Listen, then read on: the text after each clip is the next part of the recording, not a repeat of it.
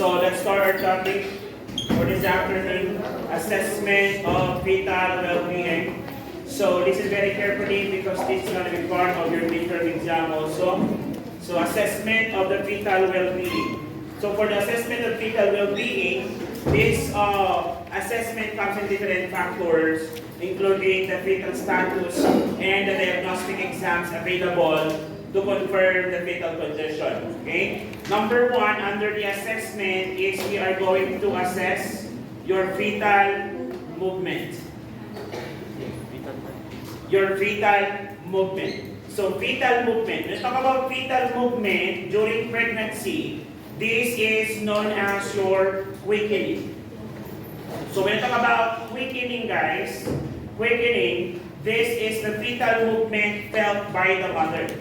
So whenever the fetus moves inside the mother's womb and it felt by the mother, we will call it as quickening. Okay? So again, this is felt by the mother. Sir, when I talk about fetal movement, will it feels by the mother as early as the pregnancy is no? No. Okay? Quickening commonly is expected at the age of 18 to 28 weeks of pregnancy. Okay? 18 to 28 week of pregnancy. So nag-start po ang quickening at that age. Okay? And the peak is at 28 to 38 weeks. 28 to 38 weeks of pregnancy. Okay? 28 to 38 weeks of pregnancy. So a healthy fetus moves with a degree of consistency, okay, at least 10 times per day. So, ibig sabihin, a mother should feel quickening at least 10 times per day. Dapat may fetal movement tayo na 10 times per day. Below that is abnormal. Okay, below that is abnormal, it may indicate fetal distress. Okay, it may indicate fetal distress. So that is the fetal movement. Again, fetal movement felt by the mother is known as quickening. That usually starts at 18 to 28 week, and it peaks up to 28 to 38 weeks age of gestation. Okay, so a fetus is not receiving enough nutrients. Okay, if a fetus is not receiving enough nutrients, this would greatly affect the movement, causing now decreased quickening. Okay, or decreased movement as felt by the mother. Now, there are different methods. There are different methods on how to identify. Okay?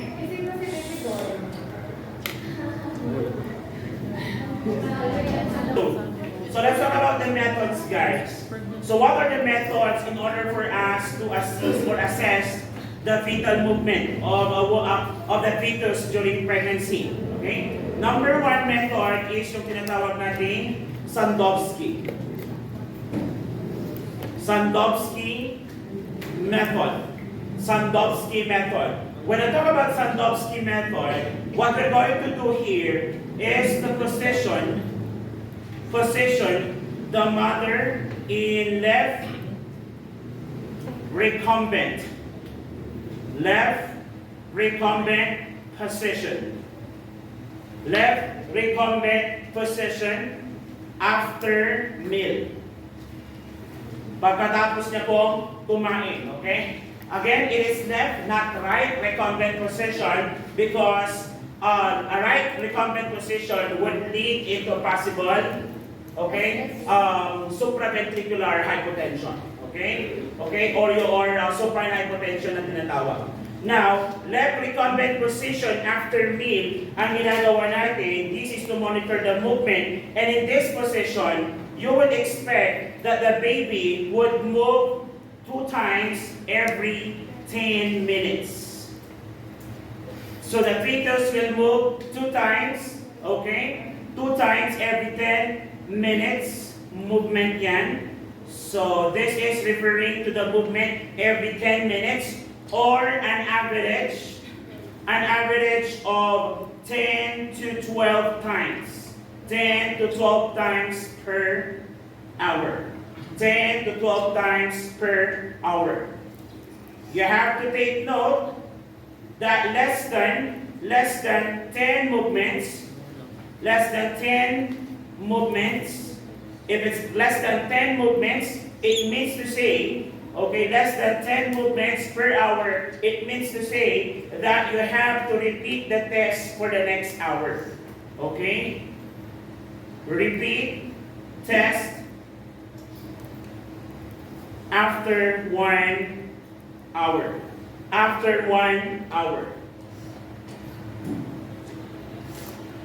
Now, if it's gonna be the same, findings, then you have to refer this to the physician. Okay? Take note that you also need to advise mother to report fewer fetal movement or quickening. Advise mother to report fewer fetal movement or quickening, okay, after 2 hours.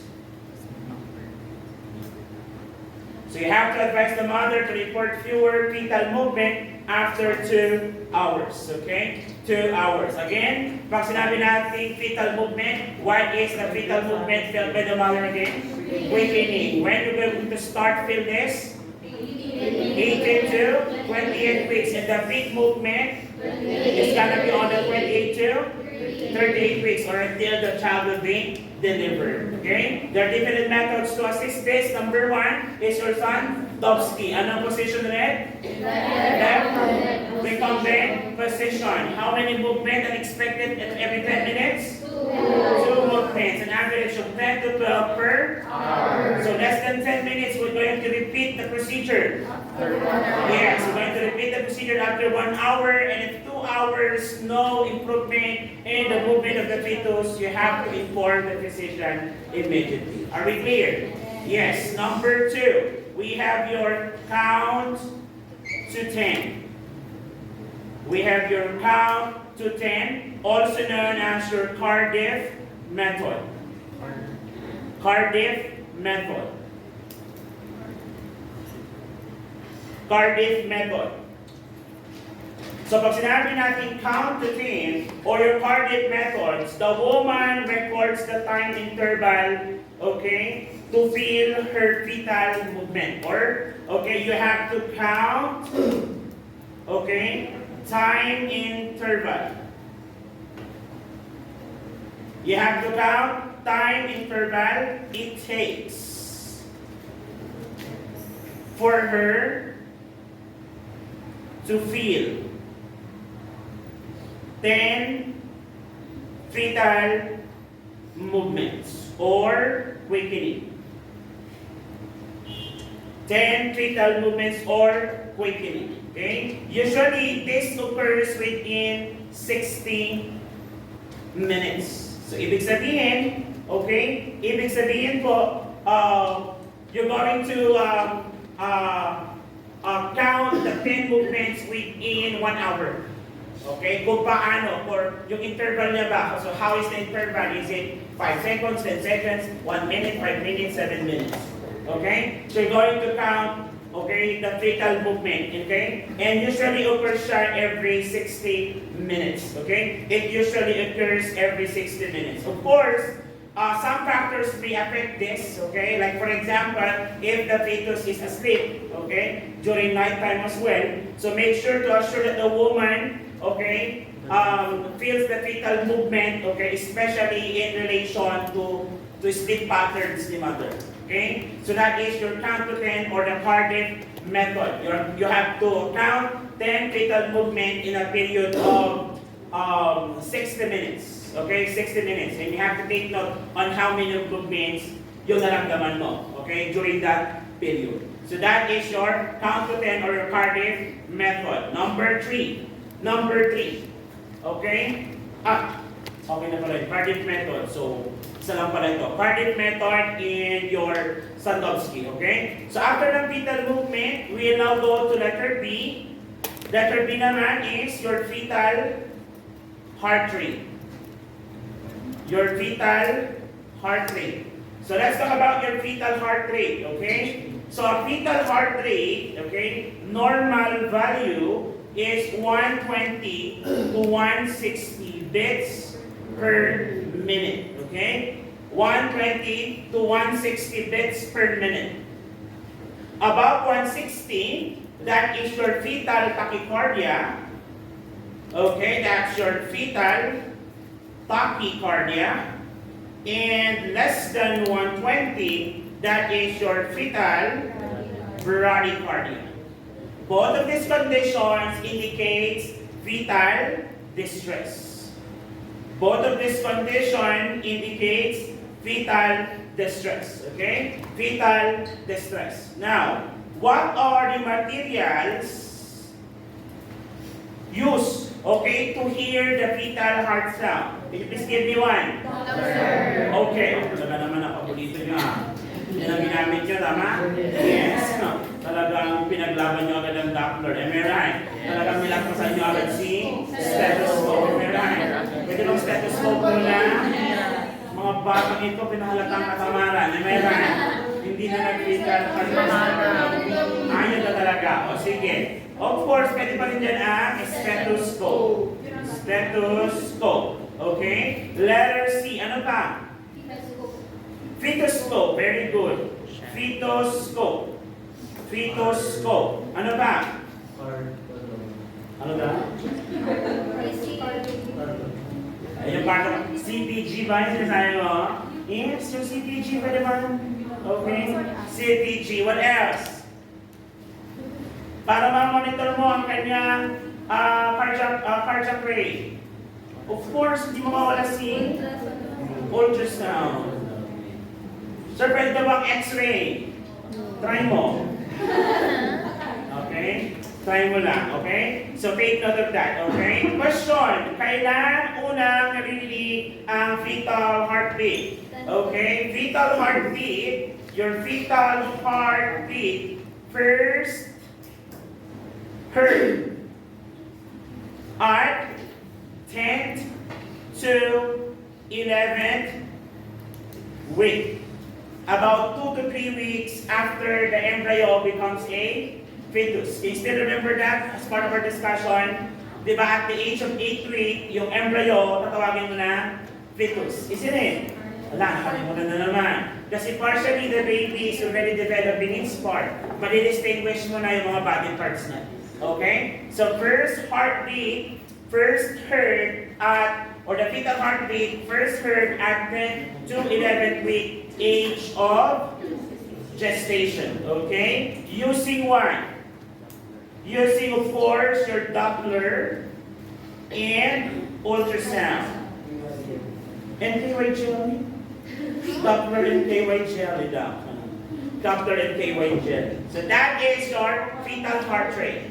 Okay? Fetal heart rate. Let's go now to number 3. Aside the fetal movement, aside from your fetal heart rate, we are going to check also for your non-stress test. From the word itself, non-stress test, okay? Are we going to let the mother move? No, ibig sabihin, with limited to no movement dapat ito. Okay? So non-stress test is to test the response. This is to test the response of fetal heart rate. The test to response, okay, to test the response of fetal heart rate to fetal movement. To test the response of fetal heart rate to fetal movement. Okay? Fetal heart rate to fetal movement. So are you going to attach the mother into a monitor or fetal monitor? Yes, okay? You are going to attach the mother. Attach mother to a fetal monitor. Sino mga nag-CPG dito sa area? Wala ba? Yung i-instruct mo si mother to click the button whenever the fetus moves. Wala kayo ginagawa pa? Ay, wala kayo meron. Saan ba kayo nag-duty? Ay, La Union meron doon. Ah, siya lang. Meron na sa PG ang La Union.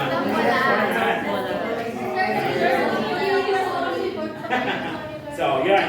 So, di ba meron tayong nilalagay na approach dito sa mayroong puntos niya. Tapos hanapin mo yung fetal back, isn't it? So, meron ka dalawang electrodes na ilalagay dito sa mother. Isn't it? Yung electrodes ilalagay dito sa fetal back kung saan mo napalpate during your Lupus maneuver. Then you're going to place another electrodes doon sa malapit sa kanyang puson, isn't it?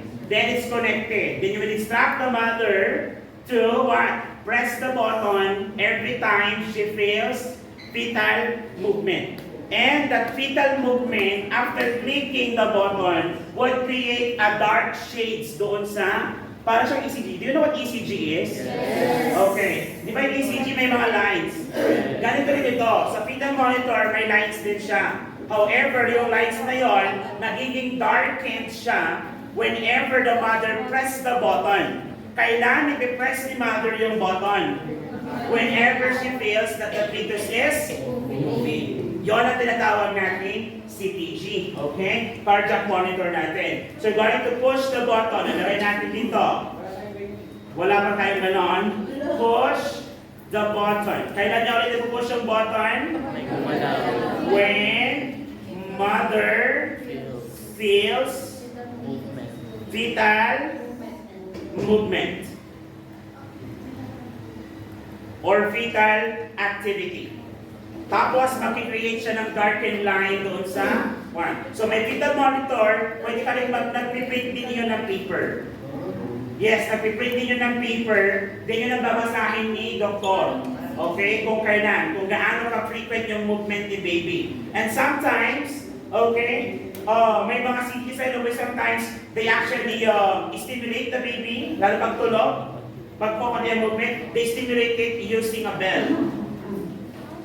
Para ma-explain. Kaya pag nag-duty kayo ng baby din ng hospital, pag malapit kayo sa gynae or OB area, madalas may narinig kayo, para may nagtitin ng ice cream sa hospital. Hindi po yung ice cream, huwag yung hanapin yung nagbibenta.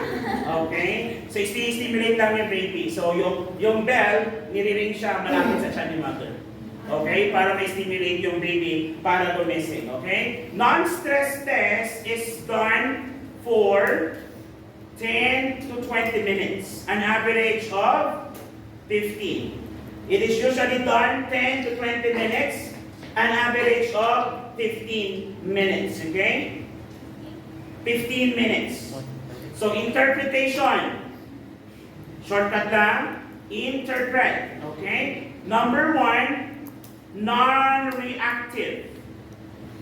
So, the fetus is non-reactive if no fetal movement. Fetus is non-reactive if there is no fetal movement. Okay? After the 10 to 20 minutes na ginawa mong test. Okay? Na ginawa mong test. Then, reactive naman po siya. Reactive. The test is reactive if two accelerations. If two accelerations.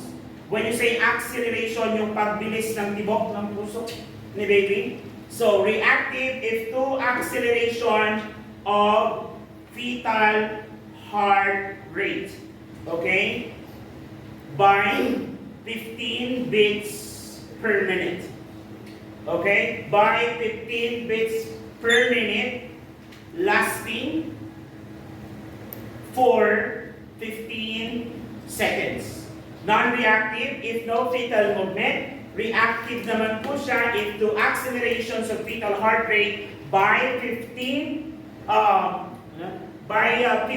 beats per minute, lasting for 15 seconds. Lasting for 15 seconds. And that is your non-stress test. Did tayo dyan?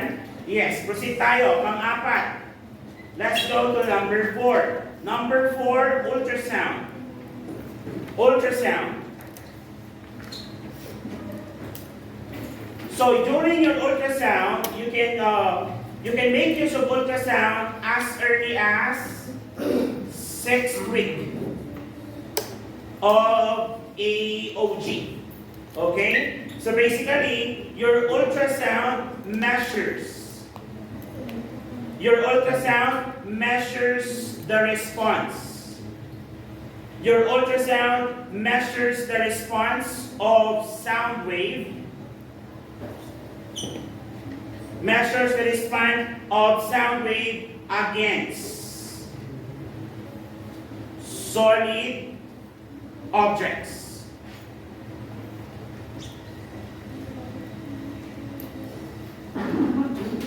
Okay. So basically, ang ultrasound, pwede niyang malaman na buntis ka as early as 6 weeks. Okay? You can already see kung buntis ka as early as 6 weeks. Pero kapag pregnancy test naman, as early as ilang days?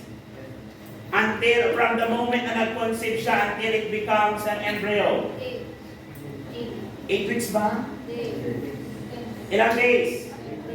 About 8 to 12 days or 10 to 12 days, isn't it? So from the moment na sila ay nag-sexual intercourse until the time na si conception, the product of conception or fertilization becomes a morula, to become a trophoblastic embryoblastic cells. Tama ba? Yes. Then the trophoblastic cells would start to increase now the production of HCG as early as 10 to 12 days after sexual intercourse. Okay? At yun na yung mag-a-attach siya ngayon sa fundus or sa uterus ni mother. Ngayon tayo. At once na may trophoblast na, tuloy-tuloy ang production ng HCG which makes pregnancy test positive. Tama po ba? Yes. That is your pero ultrasound as early as 6 weeks. Okay, pwede yan naman ma-detect ang pregnancy. Ang ultrasound is an example of a positive sign. Compare sa inyong pregnancy test na probable sign lang. Kasi hindi naman lahat na napapositive ang pregnancy test ay buntis. But kapag ang ginamit ultrasound, once you see a baby or a fetus or a sac within the mother's womb, it is confirmed that the woman is pregnant. Are we clear? Yes. Okay. Yun ang pagkakaiba ng ultrasound sa ating pregnancy test. Though ang pregnancy test, you can do it as early as 12 days after sexual intercourse or during the second week, okay, after the last sexual intercourse, okay? Aside from the age of gestation, okay, pwede niya rin ma-confirm ang size. Confirm size, okay, presence, and location of placenta. The location of placenta and amniotic fluid. So aside from the pregnancy, you can confirm the size, the presence, location, and amniotic fluid. Why do we need to monitor the location of placenta? To what? To give you an idea of a possible pregnancy complication, which is your, ano yung low-lying placenta? Placenta previa. Okay, this will give you an understanding kung may placenta previa ba si mother or wala. So placenta previa is the low-lying placenta which is implanted near the cervical os. Or in worst cases, it covers the cervical os. Hindi makalabas si baby. Doon mismo siya naka-implant. And it's commonly manifested by a painless vaginal bleeding. Okay? Painless vaginal bleeding. Okay? It also confirms or establish, should I say, establish, so please write it there, establish fetus or fetal sex.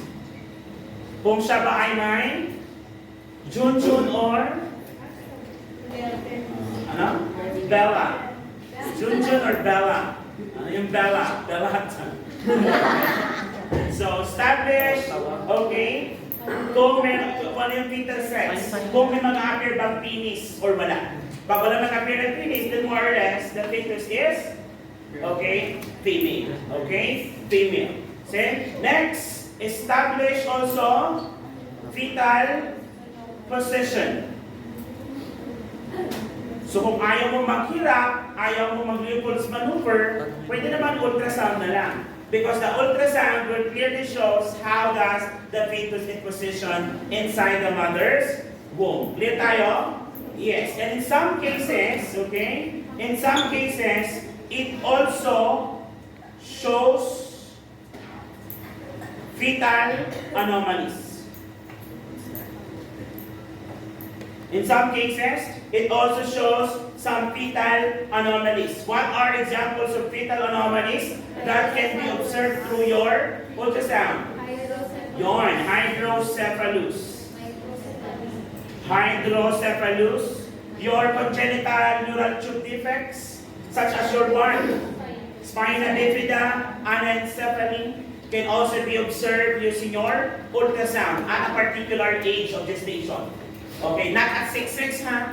At a particular age of gestation, meaning it depends on the age of gestation. Okay? Can it also shows heart and kidney condition? Yes. So that is your ultrasound. Do you have any questions so far?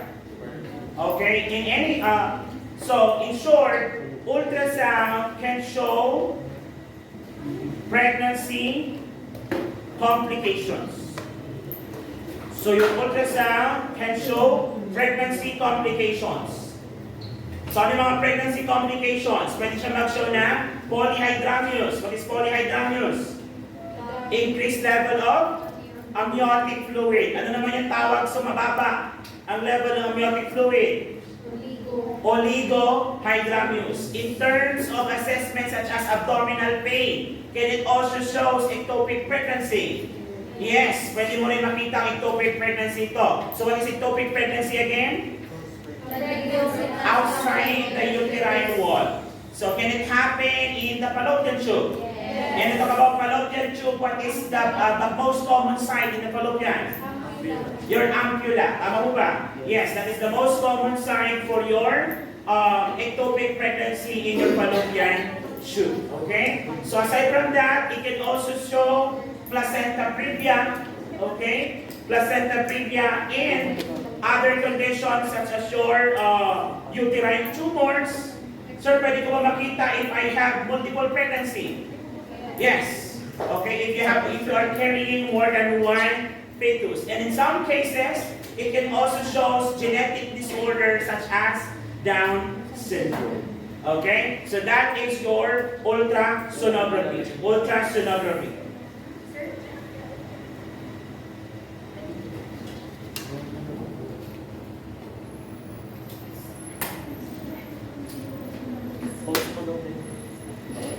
Okay, let us proceed. Okay? So tapos na tayo sa ultrasound. Letter E. Letter N. So, letter E, we are now going to discuss your AFP, or in some book, pwede siyang tawagin na MSAP. AFP or your MSAP. So what is MSAP? Alpha-fetoprotein or your maternal serum alpha-fetoprotein. Let me repeat that. Alpha-fetoprotein. So that's alpha-fetoprotein. Alpha-fetoprotein or your, dagdag mo lang yung maternal serum AFP. AFP. Maternal serum alpha-fetoprotein. Clear tayo? Yes. AFP is produced by fetal, pinagduklong yung fetus tsaka fetal, fetal liver. Okay? Produced by your fetal liver. And fetal liver, okay, or your alpha protein that is produced by your fetal liver are present in both of the amniotic fluid and in your maternal serum. When you say maternal serum, maternal blood, okay, because of the exchange of the nutrients from the placenta or transplacental. Okay, so pwede din siya maging present sa dugo ni mother. Ngayon, kapag ikaw ay tinake mo ang AFP or alpha-fetoprotein, this is actually part of the triple screening. Okay, the triple screening po. or assessment ng fetus. Now, interpretation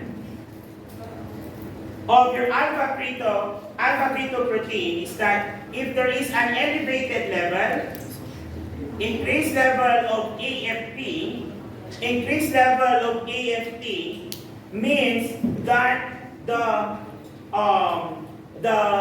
fetus will develop or will have an abnormal conditions known as your neural tube defect. Or should I say, an increased level of AFP in maternal serum may indicate that the fetus has neural tube defect. Ano example ng neural tube defect again? Spinal bifida. Okay? While a decreased level, okay, of AFP, a decreased level of AFP may indicate Down syndrome. So Down syndrome is also known as your trisomy 21. Trisomy 21. Okay? Trisomy 21. Take note that the level of your AFP should be normal lang or steady, okay? Less than 11 weeks. Expect that, note, okay? AFP begins to increase at 11 weeks of AOG. AFP begins to increase at 11 weeks of AOG. Okay? And steadily increases until the end term of the pregnancy. Pero pag tumaas siya during the first trimester or before the 11th week of pregnancy, meaning meron siyang ano ulit? Neural tube defect. And a low level would indicate Down syndrome. Are we clear?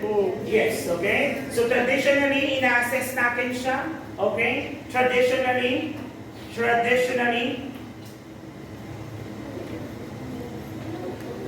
AFP is assessed at 15th week of age of gestation. Traditionally, AFP is assessed after 15th week of age of gestation. Age of gestation. Okay na tayo dyan? Number na tayo. Number 6. Triple. Okay. Triple screening. Ay, ba't 2 p.m.? So, triple screening.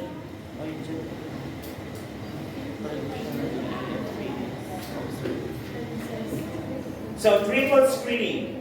Pag sinabi naman natin triple screening, mga kapatid, tatlong test ang ginagawa under your triple screening test. Number 1 is meron tayong MSAP. So, you will already know what is MSAP, right? Yes, okay? Another one is your unconjugated estriol. Unconjugated estriol, and number 3 is your HCG or human chorionic gonadotropin hormone. Okay?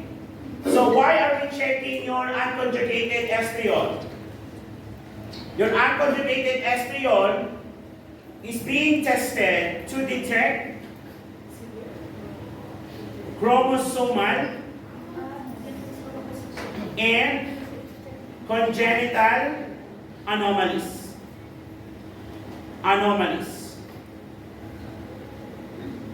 To detect chromosomal and congenital anomalies. So your unconjugated estriol is the check to observe for that, okay? And your HCG, of course, okay, during pregnancy is expected to increase. Okay, what part of the uterine or the product of conception is producing your HCG again? Pwede ba nagpo-produce ang HCG ang inyong umbilical cord? Yes. How about yung amniotic membrane? Yes. Anything that originates from trophoblastic cells. We did discuss that during your first grading. Tama po ba? Yes. Pag mataas ang HCG, expected ba na buntis agad siya? No, it needs to be confirmed by other tests. Because a positive HCG or high HCG, okay, it's just a probable sign, okay, of pregnancy. It's not a positive sign of pregnancy. Kasi may mga conditions din na pwedeng tumaas ang HCG, such as your H-mole or your hydatidiform mole. Are we clear? Yes, okay. Kaya pa ito. Number 7. Chorionic villi sampling. Chorionic villi sampling. So let's talk about your chorionic villi sampling. Pag chorionic villi sampling naman, or your CVS, is done at 10 to 12 weeks of AOG. Okay, 10 to 12 weeks of AOG. Okay, this is done through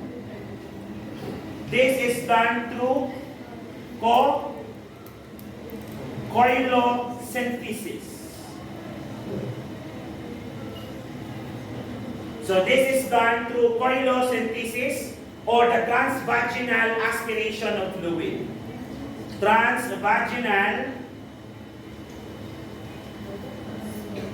aspiration of fluids. Transvaginal aspiration of fluids. So what is this test for? So chorionic villi sampling, okay? Chorionic villi sampling is to remove cells for fetal analysis. To remove cells for fetal analysis. To remove cells for fetal analysis.